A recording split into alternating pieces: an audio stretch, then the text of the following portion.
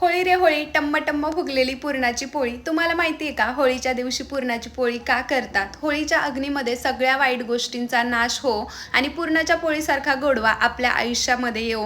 तसेच होळीच्या रंगांची उधळण आपल्या सगळ्यांच्या आयुष्यामध्ये हो आणि जे काही रंग बदलणारे वाईट गोष्टींचे लोक आहेत ना, ते आपल्या आयुष्यातून लांब राहावं एवढीच इच्छा.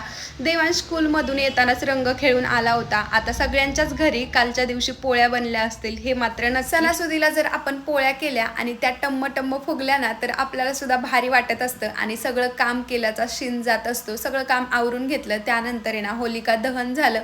मी देवाला नैवेद्य दाखवून घेतला, त्यानंतर पोळीवर ताव मारला. आता एखाद दिवशी डाईटला सुट्टी असते बरं का. त्यानंतर आहे ना मनामध्ये एक हुरहुर होती की आम्हाला होलिका दहन बघायला नाही मिळालं किंवा दर्शन नाही घेता आलं.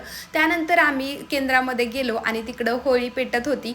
तिथेच आम्ही मस्त दर्शन घेतलं आणि स्वामींनी ती सुद्धा माझी इच्छा पूर्ण करून घेतली आणि एकदम भारी वाटलं तिथं दर्शन वगैरे घेतल्यानंतर.